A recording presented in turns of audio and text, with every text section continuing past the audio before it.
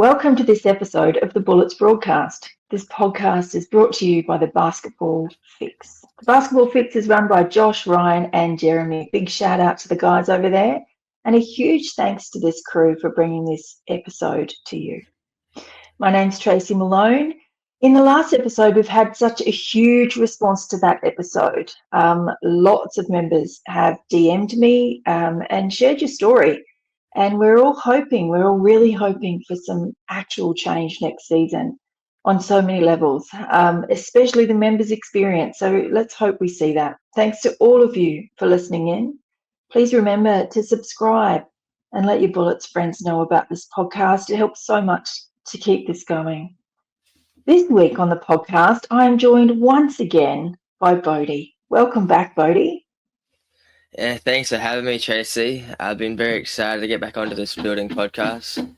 Yeah. We're doing great things here. Since we recorded our last episode, the Gazies have happened. We had the Bullets Awards as well, but I think they're pretty straightforward. But we've had the Gazies, and they're great ones to talk about. So let's go through, first of all, some of the Bullets who won some of these awards. And the first award up for the Gazies was the Executive of the Year, and Malcolm Watts from the Bullets CEO, won this awards. What are your thoughts on that? Well, honestly, I haven't met Malcolm or I haven't seen anything special by Malcolm. I have heard mixed opinions on him. Some have said that he doesn't really do much and doesn't do anything to really help or make game days better for the fans. However, I've also heard, especially from my aunt and uncle, has said that he is a very social GM. He's always down at the Bullets bench talking to the players. So I don't really have a strong opinion on Malcolm because I haven't met him, so can't judge him since I haven't met him. But congrats to Mal, and I hope there's more to come in the future. Yeah, absolutely. Improvement is all we want, isn't it? There's I have actually met Malcolm once, and that was at the last facility. I did have a chat there, so and haven't seen or heard of him since. This award is a really interesting one because I was surprised. It was like, well, what's the criteria for this award? And I did wonder that, and then I kind of let it go, going, well, these people have insider information, so obviously there's great things happening that we don't know about, which goes back to our last episode, that we don't know what's going on most of the time as members. But on overtime, I watched NBL overtime, and they were saying, how on earth can a Bullets executive of any kind, they weren't having a go at Mal Watts specifically, but the Bullets organisation, where they were saying, how can the one team in the league who didn't make the 8 and have an external independent review coming in get this award? What's it even based on? And so then I listened to Olgun and his podcast, and he was saying a similar thing, that he's heard a lot of rumbles around the league about how can the Bullets get this award. And apparently this executive award is the organisation puts someone forward. So they put Mal Watts forward for this award. And from everything I've looked it up in the media many times, and he's won this award on the basis of getting more people to games. That was it. Moving to a bigger stadium, getting more people to games. There was talk that maybe it was having the new facility built as well and moving to a bigger stadium. And so that really is an interesting thing to think about, because what it didn't say was member retention or bigger member sales. So, and I've looked up, there go my balloons again. Anyone on the video, welcome to my balloons. What's really interesting about this is I have looked everywhere to see membership numbers, and it's not to be found on the internet at all. We can't find anything on membership numbers for last season or this season, and so we don't know if membership numbers have gone up or down. Last season they reported that they actually went up significantly and they had to open more membership spots, but this year they didn't. So we'll wait and see on this one. Can't take an award off somebody. True. And it's voted by other executives, is what it has said. So where the coaches and captains vote for MVPs and other other things in the Gazies. This one was voted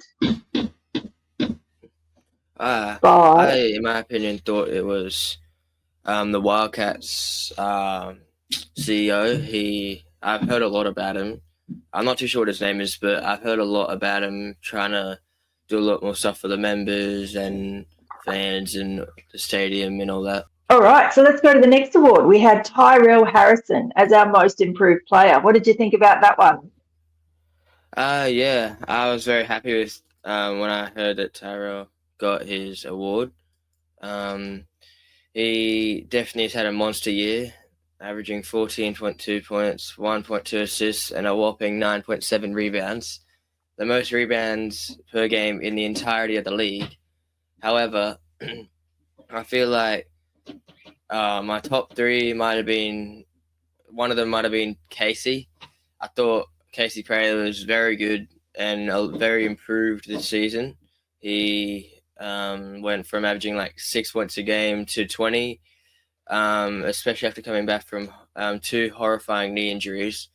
But anyways, congrats Tyrell Harrison. You definitely deserved it, and hopefully you can bring more awards back to the Bullets.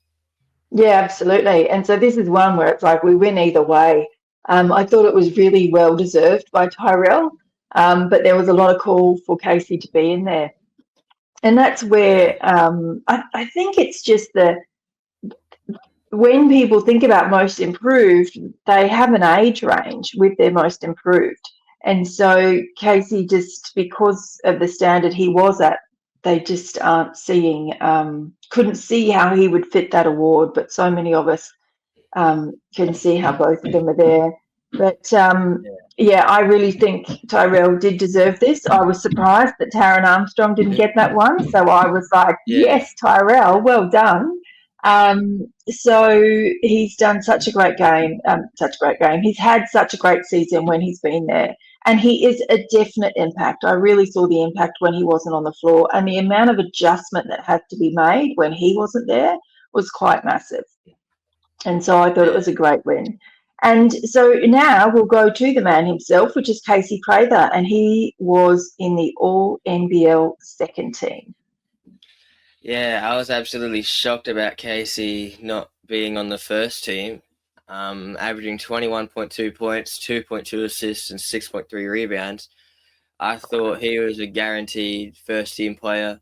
However, if you do think about his season at the start, he wasn't too special, and then it was just that midway through in the season when the fever break was, he kind of switched on and started playing well. But otherwise, yeah, second team's very good out of the entirety of the league, especially considering that NBL is the second best league in the world. But yeah, I thought Casey was maybe a first team player, but despite that, congrats Casey. Hopefully bring an MVP next year and a championship home. Yeah, wouldn't that be amazing? That'd be the step up we'd love to see. And the really interesting thing about Casey in the first and second team, and I could see, we'll talk about this as well, I'll ask you this question, but first of all, I'll say he missed out on the first team by 1 vote. It was only 1 vote that put Tyler Harvey in front of him. And so Tyler Harvey is the one. When I looked at it, I was like, oh, but even Tyler Harvey, it's not that he doesn't deserve to be there, but if there was any kind of a swap just on performances in the season, that's who I would have swapped him with. Who would you have taken out of the first 5 to put him in there? I'd probably also take out Tyler Harvey. I think, well, obviously Tyler Harvey is a great player, but I felt like Casey had more of a dominant impact. I mean, Tyler had help. Like, he had Sam Froling, Trey Kell III, and then Casey, especially towards the end of the season, we didn't have really anyone to play. So, yeah, I thought Casey definitely deserved to be a first team. But anyways, second team's really good, and yeah. Yeah, absolutely. So we could easily say that, and it's nothing against Tyler Harvey, and that's one of the things about the Illawarra Hawks is they're such a great team. There's no superstars who just stand out and the ball has to go to the superstar. It's like any one of the 5 on the court at the time can have a great impact, and that's what a great team is. And I look forward to seeing how they go at the pointy end that we're getting to now. But the thing about Casey is exactly what you said, is that he has had to carry our team on his back for so many of those games.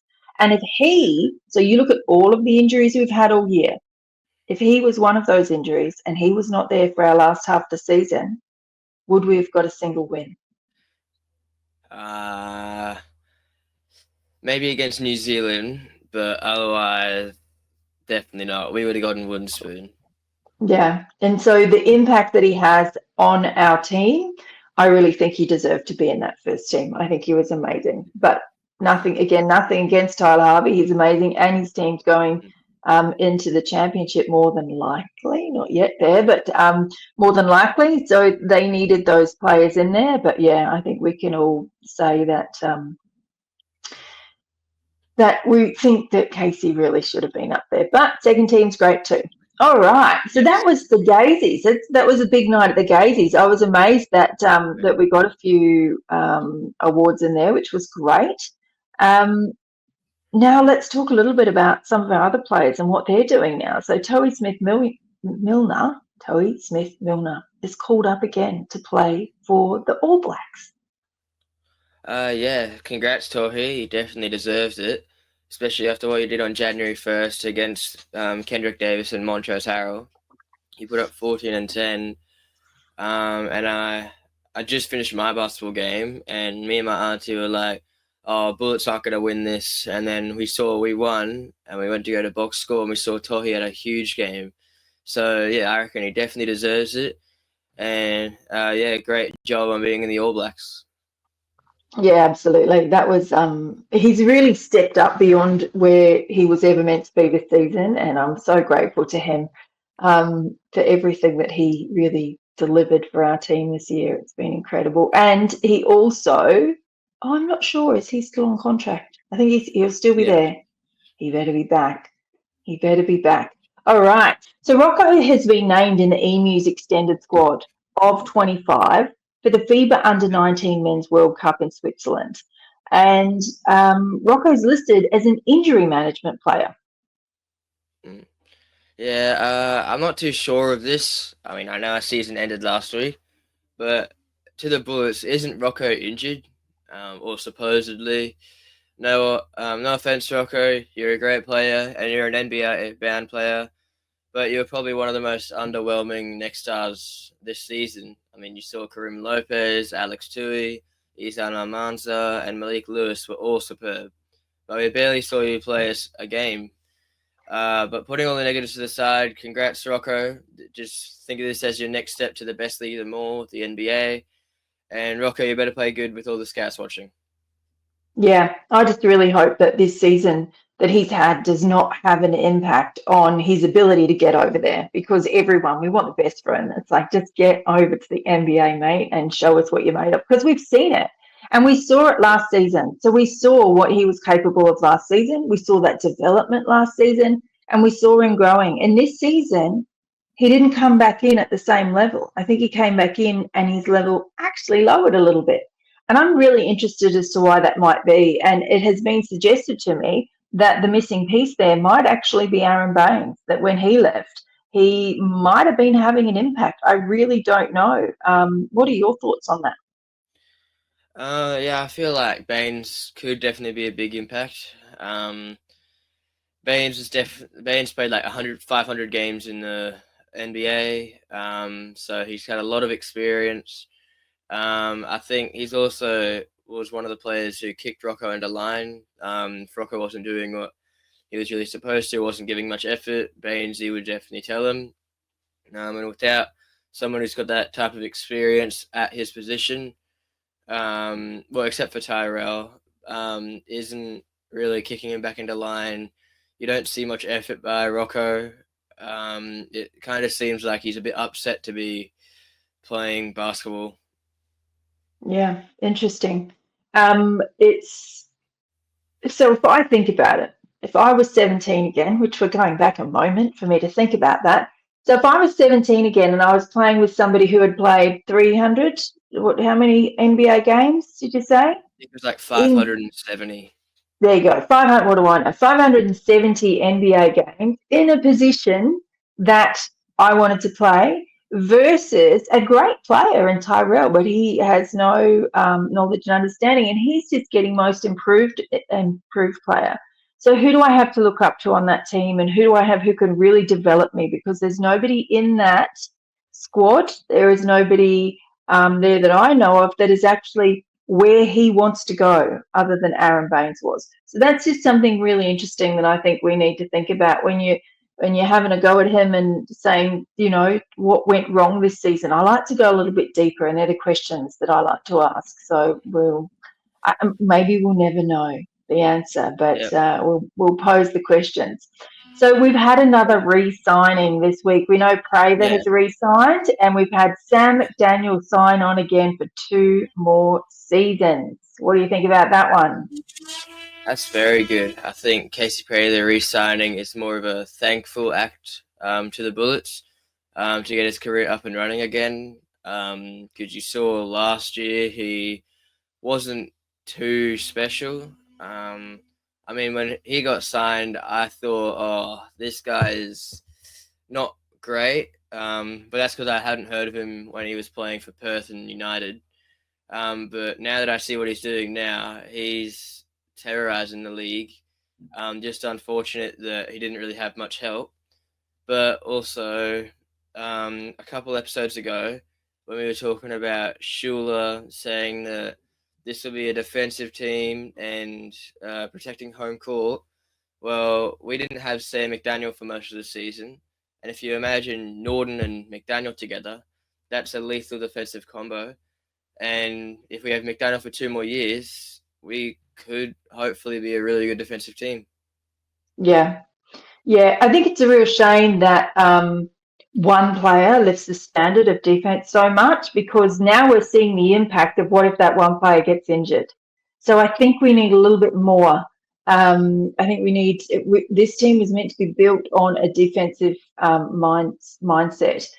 What's interesting, though, is I do believe that we had top steals in the league with Keontae Cook. So that's pretty.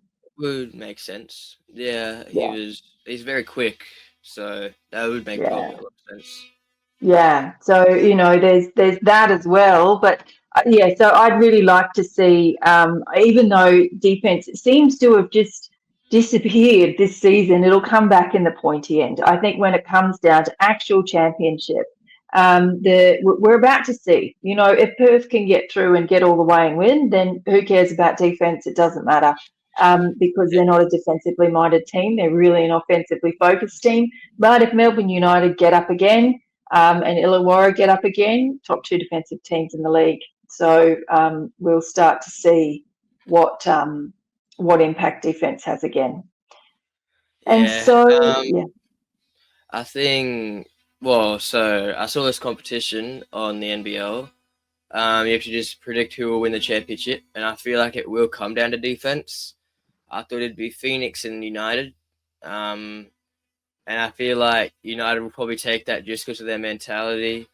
Dean Vickerman gets them into great shape, gets them with a great mindset before a season starts, and really has them gel as a team. So I feel like it will come down to teamwork and defense. Yeah, and the thing about Melbourne United is that they are coached to peak at the right time of the season. Look at how they have their slump every year. They go into that slump mode and everyone's like, whatever. The key for me will be Jack White. If he's back up there and ready, I think it would be a crying shame if Illawarra did not make those finals. So I'm going to keep the blinkers on there and hope that they get there, because no team deserves it more than they do. So it'll be interesting to see. We'll see what happens from here. But for me, I just want to be a part of this next season. I want our team up there. And something really interesting actually happened after Sydney just lost to Adelaide in that knockout final. What was interesting was Gorge in the press conference, where he was saying, in order to win in this league, in order to be there at the end, you need 2 marquee players and 3 great imports. And that really got me thinking. I was like, oh, that's such a good point, because that's what Melbourne do so well. And that's what Illawarra has done so well this season. It's what Perth does well, and it's what Southeast Melbourne has as well this season. So for me, it's like, there you go. And you know who else has it? Adelaide has it as well. And so you look at the top teams in the league and you look at the bottom teams in the league, and it's like, oh my goodness, he's got a point there, doesn't he? Well, my opinion actually is I reckon Bullets had the best imports in the league. Um, when we had all three imports playing, there was great chemistry, and I thought we were really the best team in the league when we were playing like that. It was just a shame when Bateman did his hamstring that Keandre like kind of stopped playing as well as he was. But yeah, I thought we had a better import trio than like Montrezl Harrell and Kendrick Davis and all those players. Yeah, I actually agree with you. When they were humming, the chemistry between the three of them was exciting to watch. So a massive shout out to the Bullets and the Scouts and whoever it is who picked them, because they saw something in them all that could really work. And so I would love to see the three of them back, and I'd love to see the three of them back with just another couple of marquees. We need to spend money on some great Aussies out there and bring them in as well. I think that would really boost the team. Yeah. Um, Yeah. I thought if we had like that chemistry at the start of the season with Bateman, Cook, and Prather, thought that's what would have gotten us into the playoffs. I mean, we lost our first three games, so that definitely hurt us. But that's what we're going to look for next season.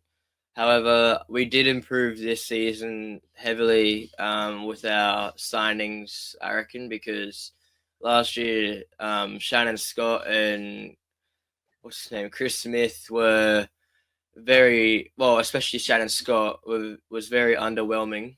Um, Chris Smith was rocks and diamonds. He was good some games and then pretty bad others. But yeah, I thought we definitely stepped up with the imports. Yeah. Yeah. And yeah, again, it's just that chemistry between the three that I really loved. They really had vision of each other on the court. They knew what each other was doing, and they lifted each other up, which I thought was just amazing, absolutely amazing. And so we've talked a bit about that for next season. Is there a bold move, Bodhi, that you would like to see the Bullets make in the off season around player signings?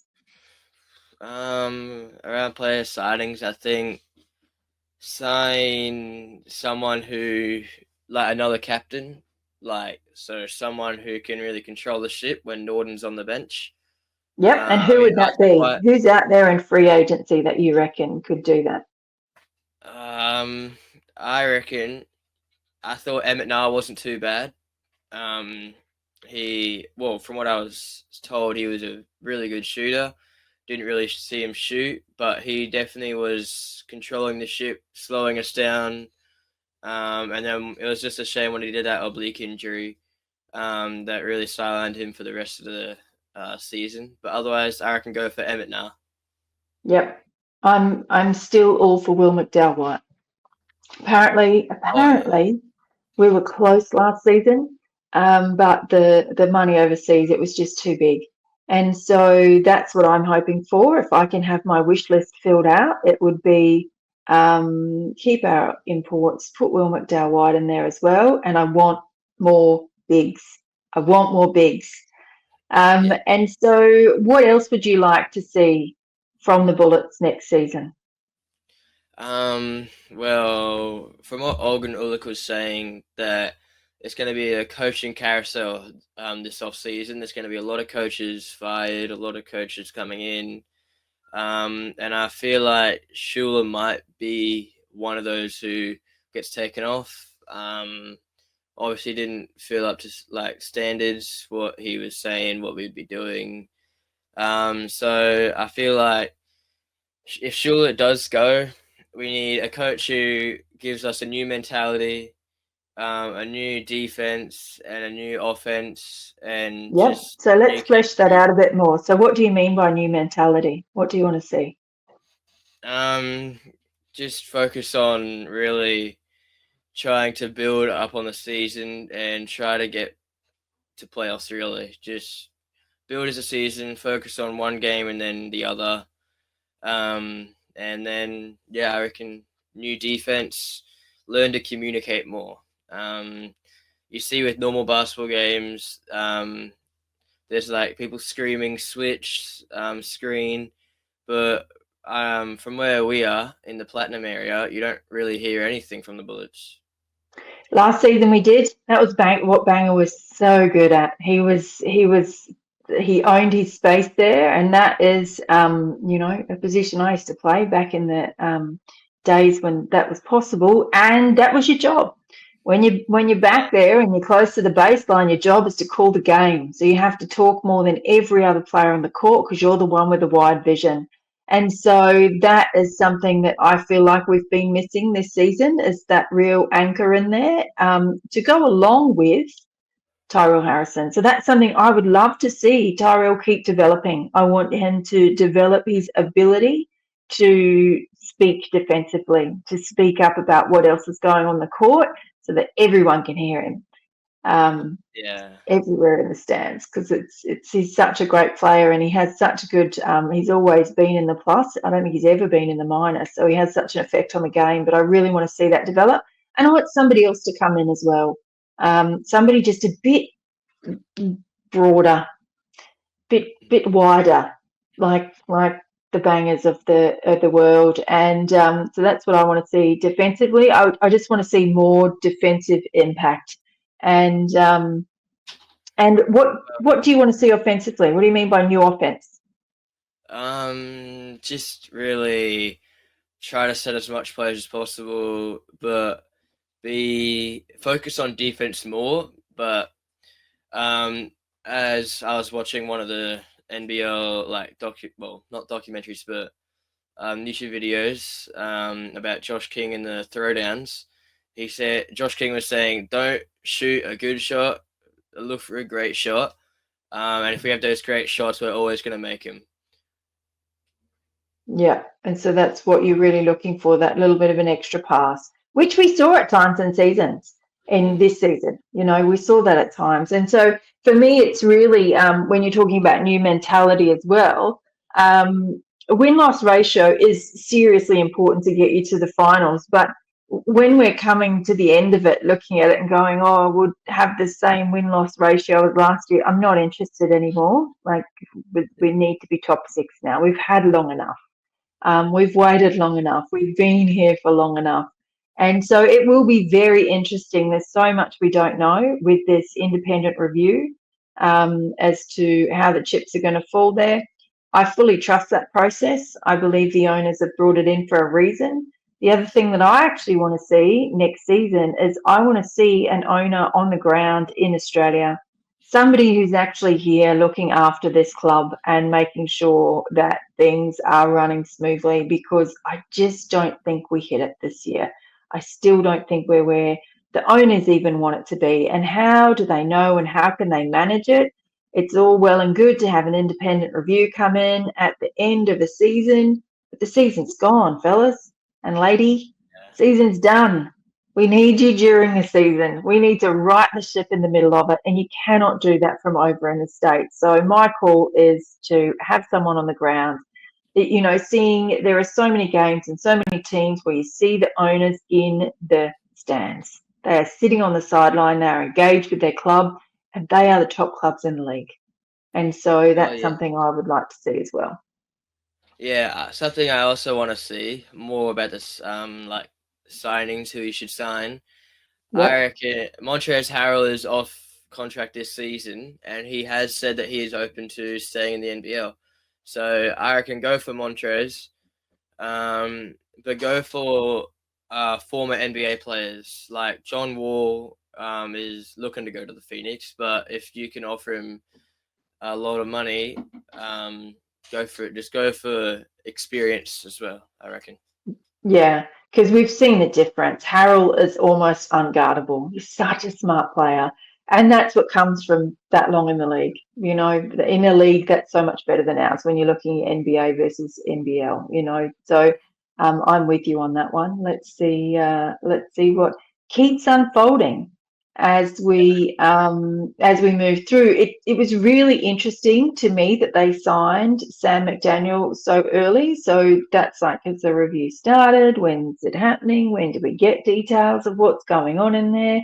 Because the signings happen after they've called for an independent review. So it's like, okay, so it's business as usual and there's a review coming. So as per usual, we're not a part of this process and we're not being told, but as we find out, we're going to report it in here.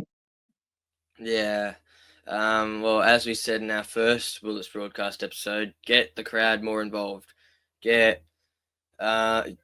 So with the members, it doesn't really feel like much of an upgrade. I mean, you get to go to the members bar, and that's really it. So make a big improvement from just buying normal tickets to a member. Yeah, we need improvements in many, many areas, and we look forward to them. So thanks for joining me again in this episode, Bodhi. It's been great to chat with you, and I look forward to chatting with you again sometime. Yeah, I'm very happy to. And this podcast is definitely building, which is very good.